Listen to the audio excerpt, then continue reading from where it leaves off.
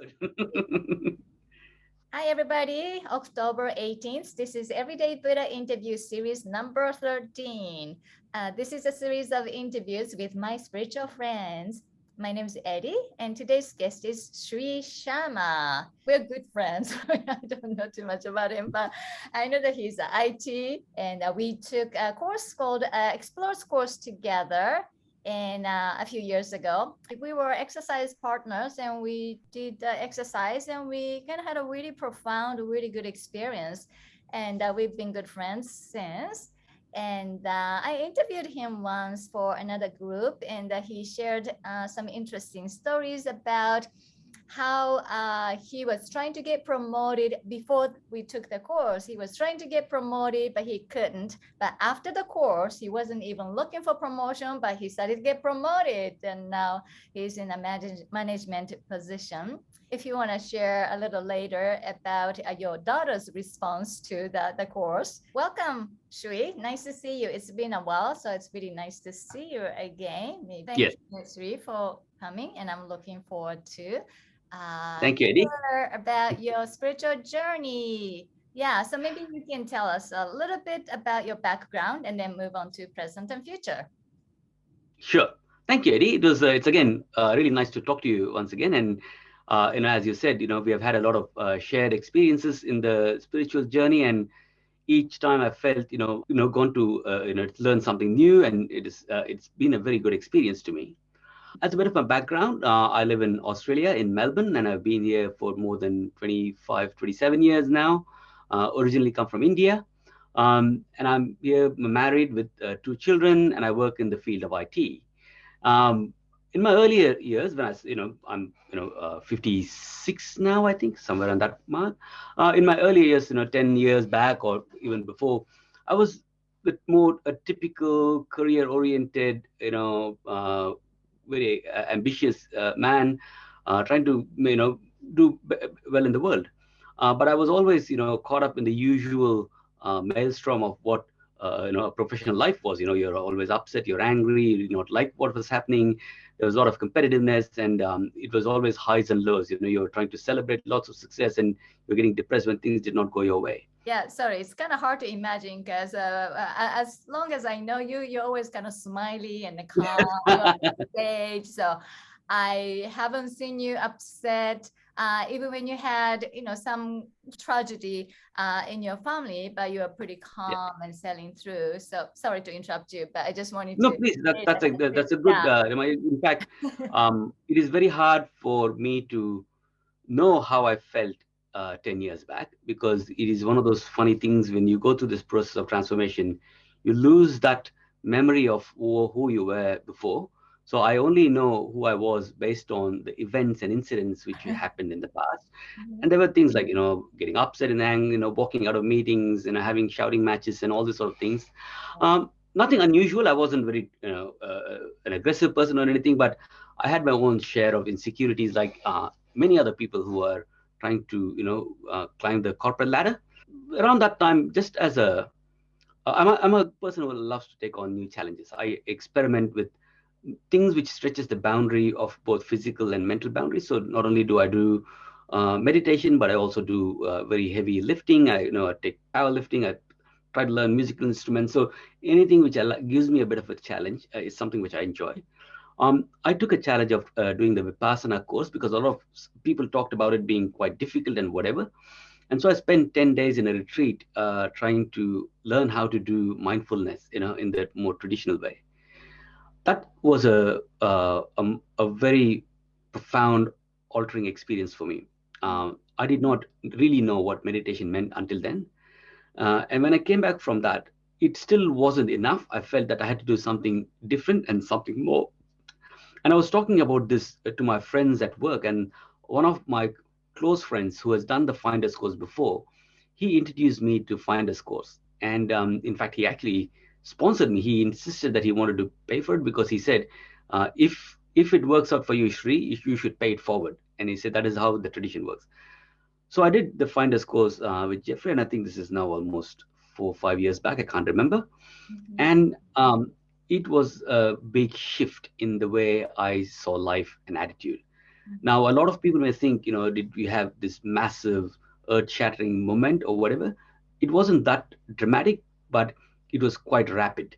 Mm, Uh, Over a very short period of time, and I'm talking about a few months, I'd changed from being a person who was always caught up in my own story and in my own anxiety, in my own self. The world was just about me, and slowly those things dropped off, and I could see with clarity what else is happening around me. The world was much more bigger, much more beautiful, and I was kind of really not a very significant part of that whole ecosystem. mm, Now, you might think at this point you'll get disconnected, but in fact, the opposite happened.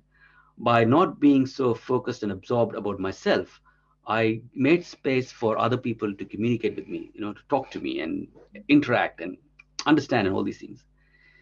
It was also at that time I slowly let go of all these obsessions I had about, getting a particular job or a promotion or a title or being in a group. All those things suddenly meant very little anymore. I just wanted to come in, you know, uh, go where that life takes me on that particular day, interact and just be present as best as I can. And I gave up. As I said, I'm really good. I mean, I have nothing to worry about. I've got good financial security, a good family, a good health.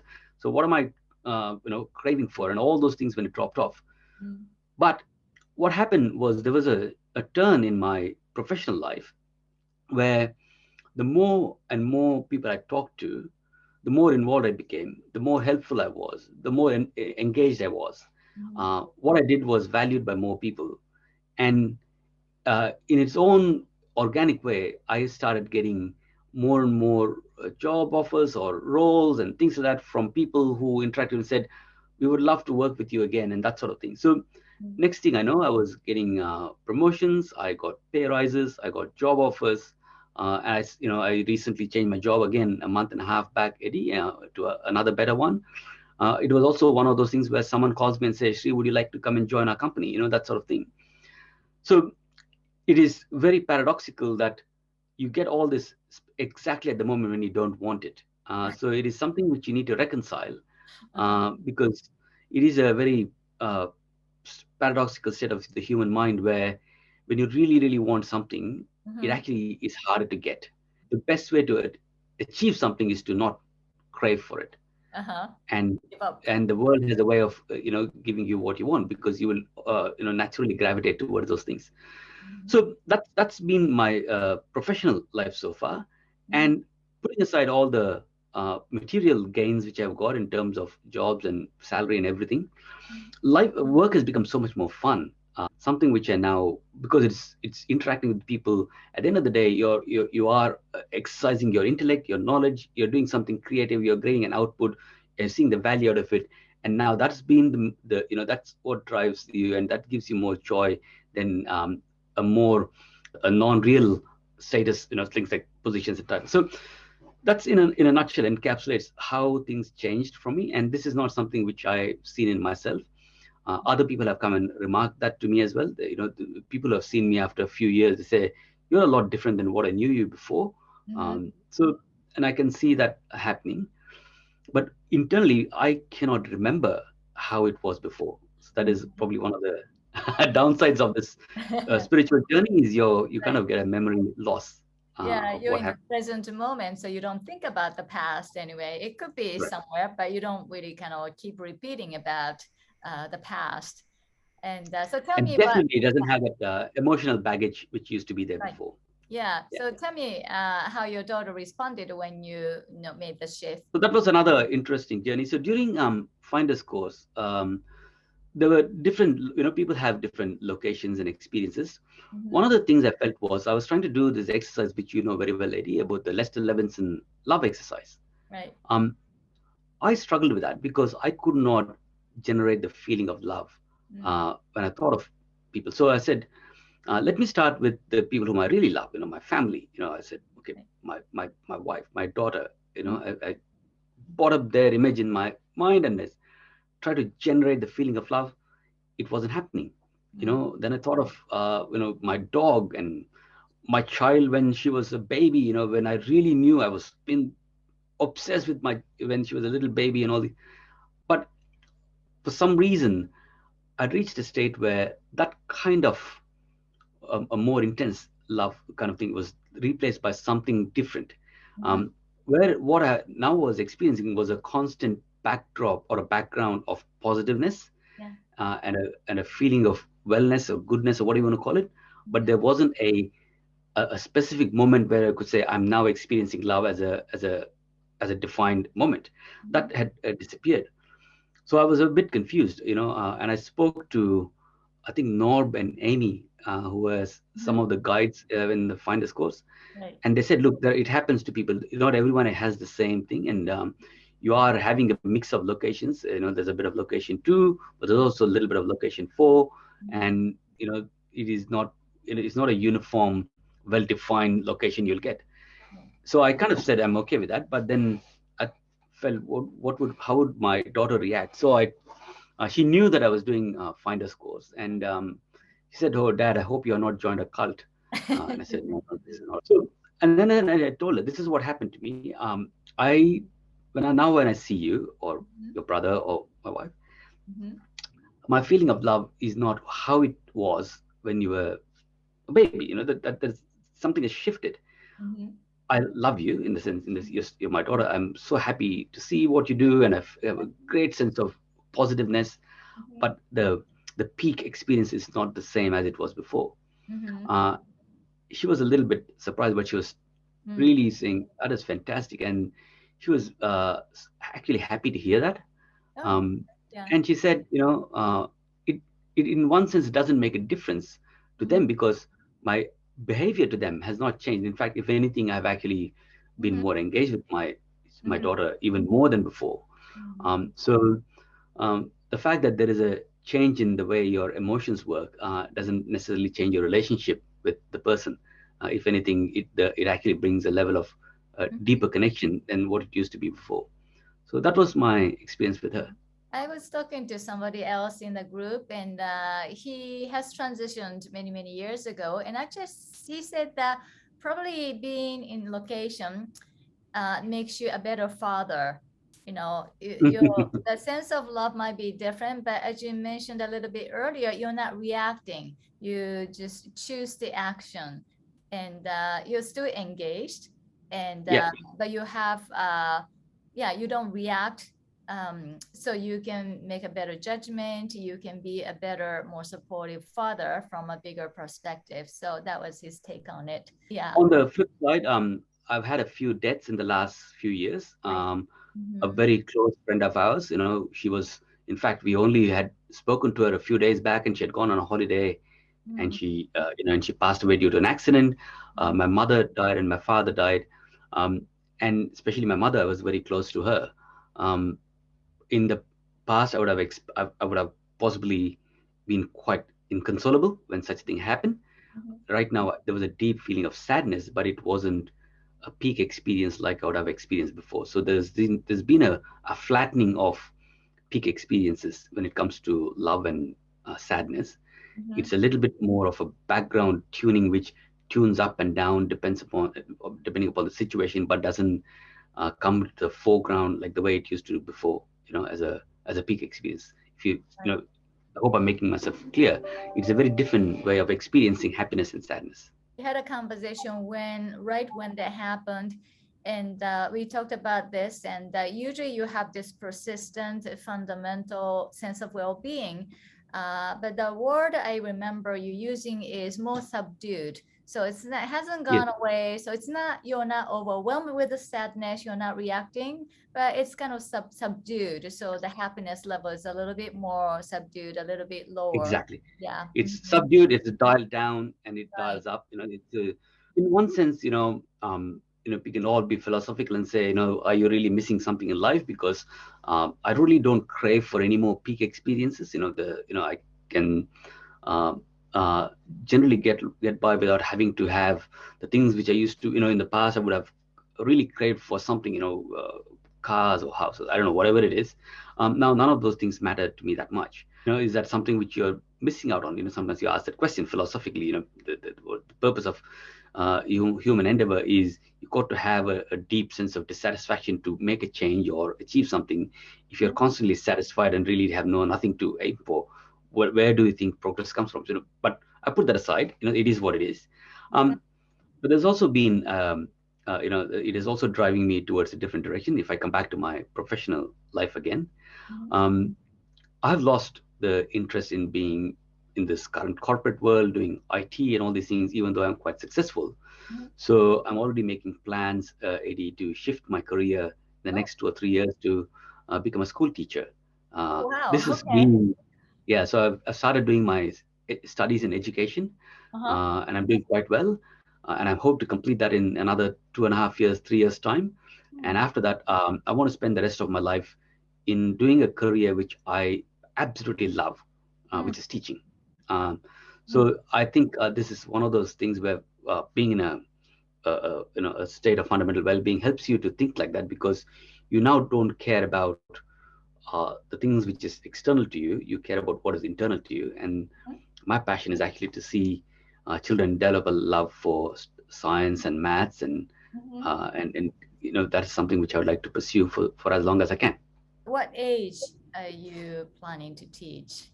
Mostly secondary school, because Uh-huh. if it's kindergarten or primary, it's more like herding cats. Ed, you're not going to teach them anything. You're just going to keep them, from killing each other. Um, Uh-huh. Right. when it comes to higher secondary, they're more concerned about college, and they're wrapped up in getting Right. good grades and everything. But Uh, it's the in between period when they are what do you call? They've got the intellectual development well advanced, but at the same time they don't have the pressure of grades and all these things. That's when they're the most open to learning and yeah. developing the curiosity and exploring and all these things. So I would like to focus around the ages, the between years 6 to 10, somewhere on that. Okay. And then you want to teach math, science, but are you going to teach a little bit of a spirituality, maybe meditation, something Yes. like So I think if they're able to learn how to regulate their own emotions at a very early age, that? Mm-hmm. they have a strong chance of not getting derailed from what they're trying to do. It doesn't matter whether they do maths or science. So even if you don't call it as meditation, but calling it as mindfulness, Right. and recognizing who they are. I think if I can start introducing those simple concepts at an early age, Mm-hmm. and if they graduate to become full-fledged meditators and follow spirituality, is entirely up to them.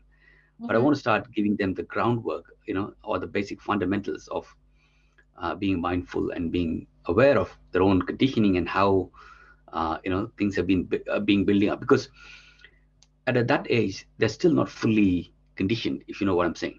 So they do have an opportunity to at least build a level of protection against future conditioning. I heard that in So Australia they have a really successful app for school kids to be mindful. there's quite a few schools where Mm-hmm. they have incorporated that in their not curriculum but in the way of teaching. Mm-hmm. um, and I think it is getting a lot more traction, Yeah. and mainly because the parents are involved. It's now you find that happening in offices, in corporate world, in the houses, in Mm-hmm. every even in the gym they're doing meditation and mindfulness. So Mm-hmm. it is going to a school is only the next step. Mm-hmm. And I think teachers are discovering that for example, the subject I'm doing right now is classroom behaviors. That's the name of the subject. Okay. And we find that a lot of children are either withdrawn, anxious, or on the other side they're rebellious and disruptive. And the traditional methods of managing behavior is not really working for children, because it is based on control and regulations and rules, but it is not going deep into their heart and saying what is actually causing this sense of internal disturbance. Mm-hmm. So I think we should approach these sort of things with more compassion, and really trying to get an understanding of what goes on inside their mind and hearts, and use that as a method to regulate their emotions rather than laying external rules and conditions and all those sort of things, which can give you superficial change in their attitude and behaviors, but does not make any fundamental change in their lives. And speaking of the app, so you are using some new app that you are really, find it Yes. useful. Yeah. So tell me. Yes, there. So I'm not here to promote any app, but and I've tried a few, but Sure. I actually thought, after I did the Finder's course, there was always a desire to have some kind of what I call a small package teaching, things where you can go and dip into it and learn Mm-hmm. something new and something different in a, so I did a little bit of research, and I found that there is this app called Waking Up by Sam Harris. In fact, I was triggered to look into the app because I read his book called Waking Up. It is a Mm-hmm. very famous book. It has become quite popular. Okay. And Sam Harris describes the process of waking up in a very succinct manner in that book. So following that, after reading the book, I was quite curious, and I bought and I subscribed for this app. And it's a family subscription, so it's not just me. My wife and my children also use the app. Mm-hmm. And I found the way it was structured was very nice. It had both a different schools of meditation, let's call it this way.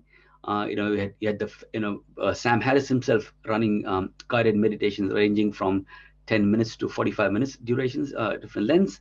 But he also had a number of famous teachers, like Locke Kelly, and the latest one is the one which I'm absolutely enjoying is following the Koan method of meditation by a person called Shukman.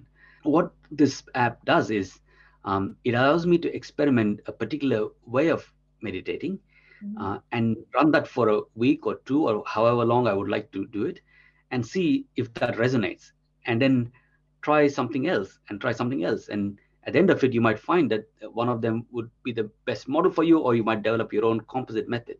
I think that was the same philosophy embodied in the Finder's course, except that it was more of a structured course. This app gives me the same underlying philosophy, but it is more easily accessible because it's an app. Mm-hmm. The big difference in the app is there is also the philosophy and the theory behind it. In other words, Sam Harris himself explains what is mind, the whole philosophy behind that, Mm-hmm. and so you're learning with you're learning the why as well as the how. And he also has interviews with really some famous spiritual leaders, and so it gives you a lot of motivation, which I think in Finders Course we kind of stayed away from the theory and the philosophy during the practice session, and we said that's going to come after. But I think in reality, learning the why is actually quite motivating. I agree. And I'd like to hear a little bit more about koan method that you are doing right now. Can you Yes. explain? The question has to be, I would say, rather paradoxical. In other words, there is no ready-made answer to the question. Right. So what is the sound of one hand clapping? It doesn't really have an answer. But the idea is not to actually look for an answer in any explicit fashion. It is actually to ask the question to yourself and let it reverberate in your mind, and Mm-hmm. let it sit there, let it marinate, let the question sit there. The way it works is not in any, it is not a conscious way of working. You can't, the koans don't work in a way like a mathematical problem where you have a problem and you find an answer. It works behind the scenes, and it takes some time, and different people have different awakening experiences with the koan method. So yes, that is the most well-known, the sound of one hand clapping. But there are some very simple koans which you might be familiar with. Is one of the things which I think anyone can start with is, if you get yourself into a meditating position and you sit down, you scan your body and pick up on anything which you feel stands out. It might be a sensation in your head or whatever it is, some experience which you're going through. It might be an emotion, it could be whatever. And then ask yourself, what is this? And let it sit there. So focus on the unique experience you're going through, physical sensation, emotional, whatever it may be, and say, what is this? And now that is a very simple koan because it does not have an answer, but it allows you to start unpacking some of those conditioning which helps you through. And there are many such koans. This has been a tradition running for many centuries. There have been many masters who run koans. And another favorite of mine, Eddie, is what was your original face before your parents were born? Mm-hmm. It is a very funny question. You don't have an answer for that. Right. But when you say that, and you say it in a particular, when you with your out breath, and you let it sit there, you feel something profound happening, but you can't put your finger on what it is. Or what is it that you label as pressure? What is it? Who's feeling it? What is feeling it? Where does that come from? Who's feeling it? You know. So the So. who is feeling it is actually the more powerful question because Mm-hmm. there is no who. Mm-hmm. So you can always start saying, what is it? So you can say that it feels like pressure, whatever. Then you say, who is experiencing this sensation? And then it becomes a little bit more trickier. But recommend to anyone who's meditating is not to get worried about the fact that you can't find an answer. That is not the point. Mhm. It is really asking the question and let the brain do the remaining part of the work. You just don't have to do anything. Your job is done as soon as you ask the question. Yeah, I heard, I think Adi Shanti, so their job as a teacher is not to answer a question, but to question the answer. Question the answer, yes. Or question any label, question any thought, question why you take it for granted, question Yes. who you are, what you thought you were, what Yeah. you thought, she was. So, And I think that's the tool you use to break down conditioning. The mhm, more you question what it is and you realize that the answer you thought it was not true anymore, mhm, what you have done is you have chipped away, you have made one more dent in that conditioning. So mhm, you should see these questions not as answer seeking exercises, but more as tools to chip away at the conditioning part of it. mhm, Because the answer is supposed to be no, there's nothing there. So, and when the next time you have an external event which tries to provoke the same thing, the previous questioning has helped you because uh, mhm. it is not affecting that story anymore, or you won't get the same level of intense reaction. So I think that's the other thing about koans is, or any meditative technique. It's a bit like going to the gym. On the day you do bicep curls, you don't get biceps. It happens a week later or maybe a month later. Right. So do not get stressed out if nothing happens on that day. The effect will Mhm. happen over time. But also you have to go to the gym, meaning that in Yes, this case that you have to question the answer. Like if you think, who I am or what is this, if they already have the answer, if you don't question the answer, it doesn't start. So it if doesn't start. yeah, if you think that computer is a computer, Shri is Shri, Eddie is Eddie, if you don't question that, you're not going to the gym. You're not, starting the bicep curls. So And this is where I think when I go back to the Finder's course, and mhm, this also comes up in the Waking Up app, is mhm, you need to balance meditative practices, especially something which is as intense as this, with some positive psychology experience. So the other thing I also do, Eddie, is amongst the many things, I really follow the gratitude exercise. mhm, Trying to say the three things which you're thankful for and other mhm, things, because one of the downsides of such questioning is when the virtual world you've built in your head starts crumbling and there is nothing to replace, you start getting a sense of anxiety because the, what has propped you up is no longer true. Okay. mhm, And at that point, you've got to have a stable base of mhm. emotions because you don't want to end up in a mess.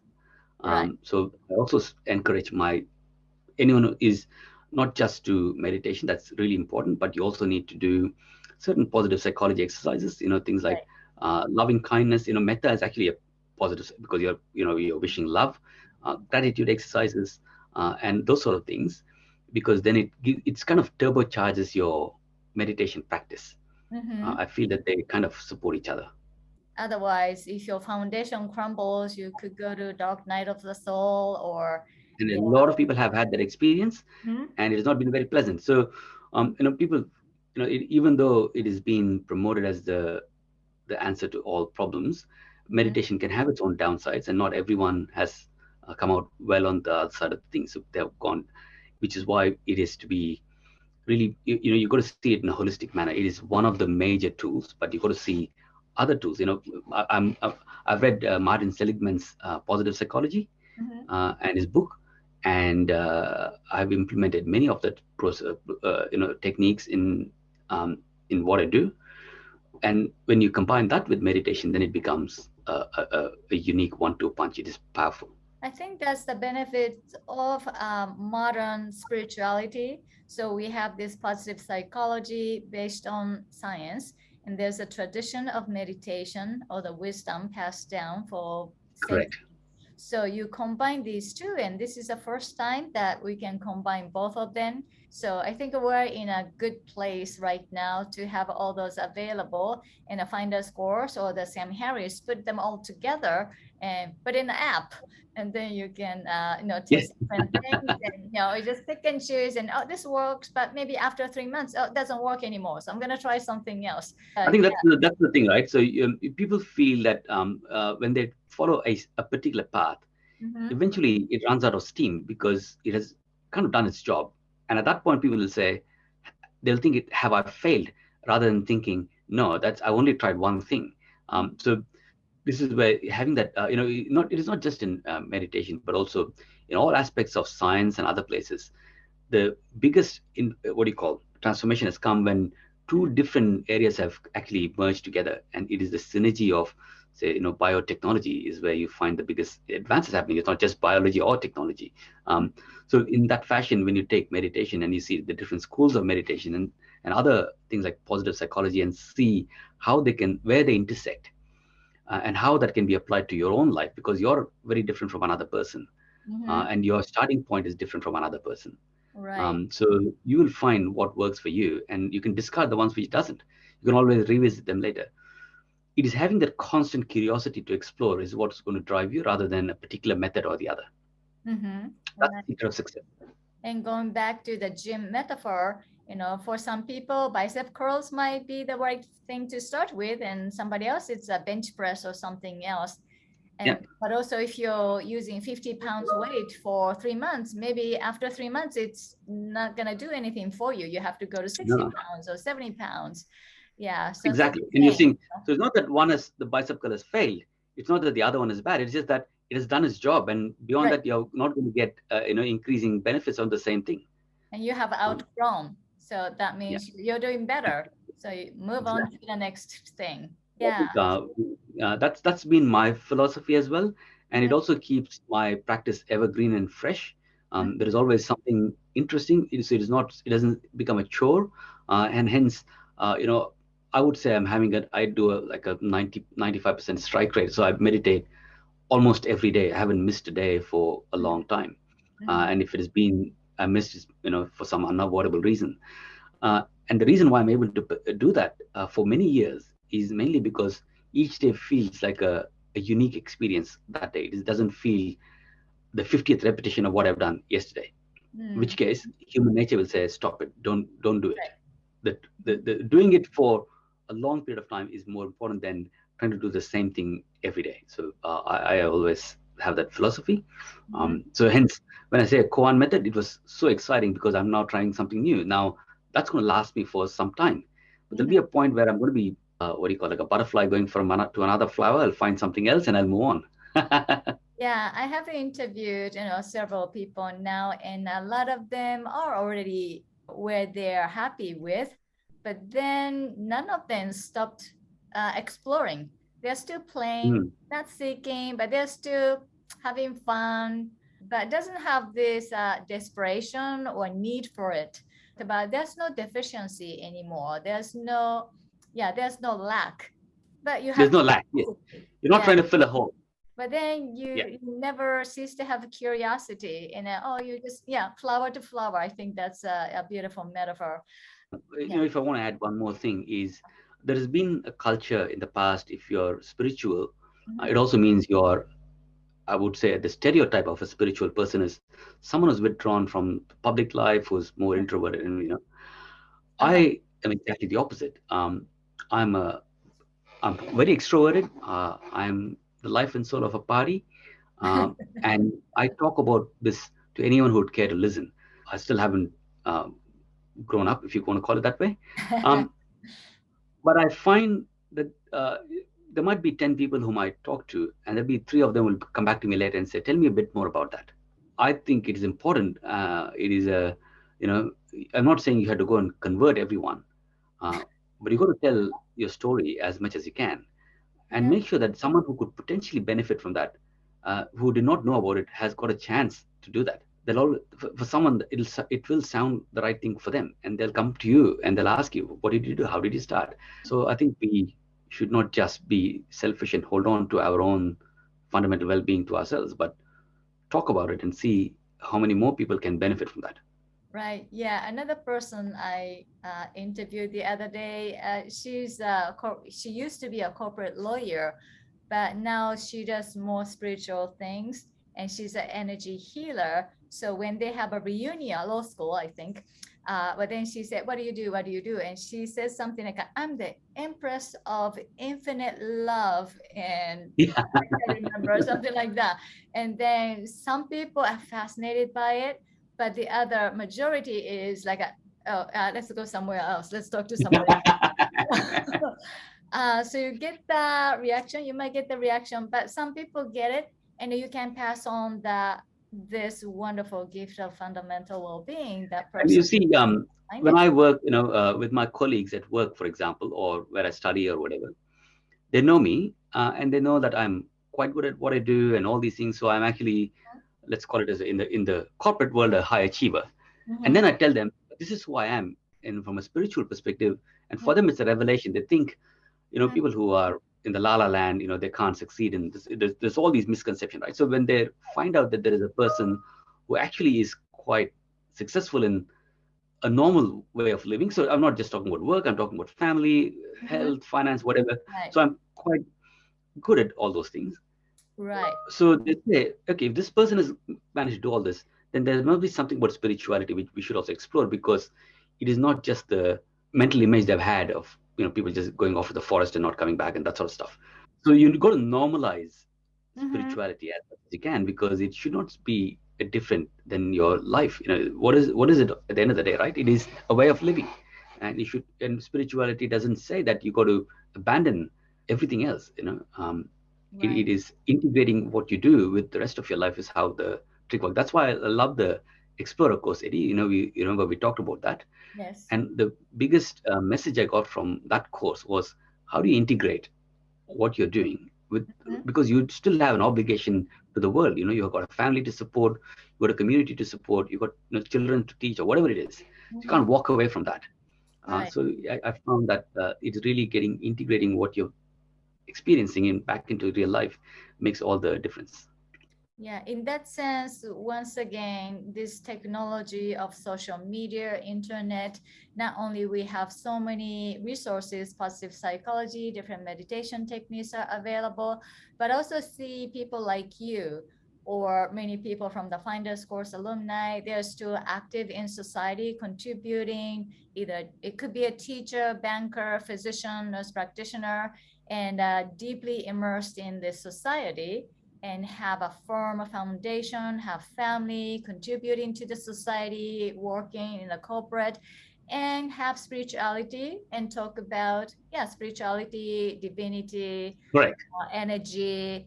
Yes. So coming from that, so and having the model. The analogy I use, again, going back to the weightlifting analogy, Eddie, if you see someone like an Arnold Schwarzenegger, okay, you might admire him, but you'll say, I'm not going to do that because I can never ever be him, right?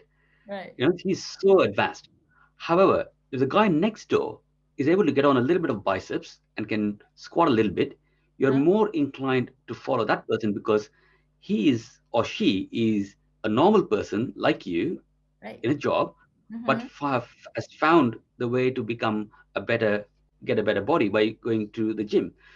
So while you might be inspired by Arnold, you're more likely to be actually execute based on a person whom you feel is in your own image. While I have no complaints against people like Adyashanti or Eckhart, people look at them, they read the books, and they say, but that guy is so advanced. They're like Ramana Maharishi. They're so far away from me. I'm a nobody, right?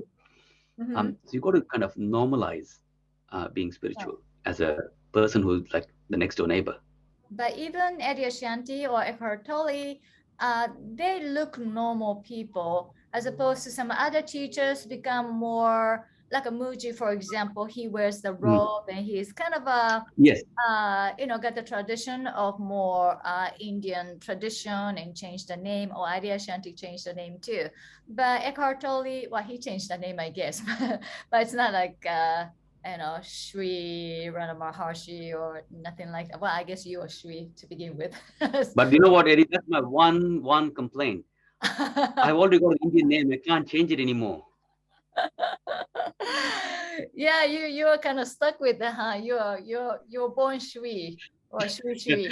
I can't. I'm thinking, should I change to John or something? I'm already born as a Sri, so I can't get more. more divine than that. I know you could be a Bob or you could be Jim or Shri, maybe a double you're Shri. stuck with a Shri. Yeah, so you're destined to be everyday Buddha. That's what I call it. So I lost that one Yeah. chance to change my name now. But if you become after you become a grade school teacher, and then maybe you do more spiritual teaching, for example, you make an app or something, and this is by Sri Sharma.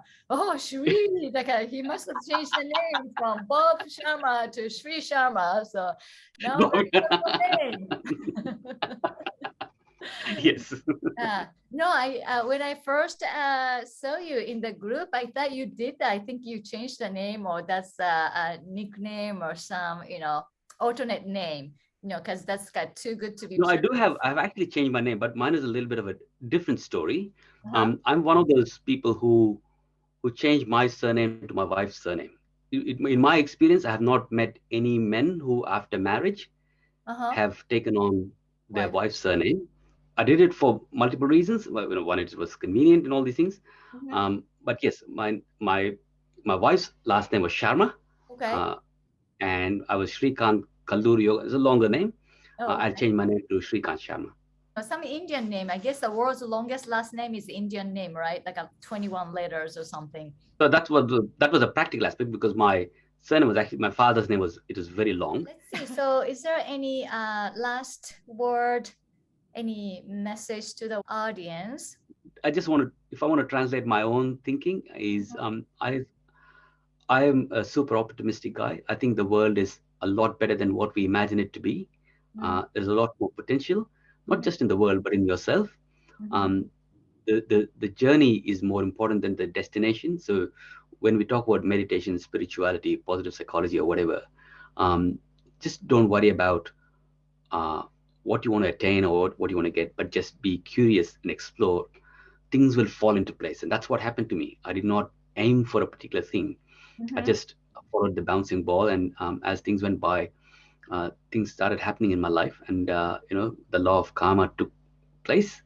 Mm-hmm. So that's my message. Do not stress out about a goal or a destination you can or can't achieve, but focus on the journey and really be immersed, be curious, enjoy yourself. And as I said, the world is a much better place than you think. Yeah. Okay. Well, thank you so much, Shiri. So hopefully get to see you in some other meeting, Zoom meeting. Hopefully, yes. Very soon. Maybe you'll be in Japan, Eddie. Yeah, that'd be great. Yeah, let's talk about Japan next time, or Yes, maybe we're gonna broadcast from Japan. that will be wonderful. I would love to do that. Okay, great. And yeah, thank you so much, and talk to you soon again. Thank you. Okay, Bye. take care. Bye bye.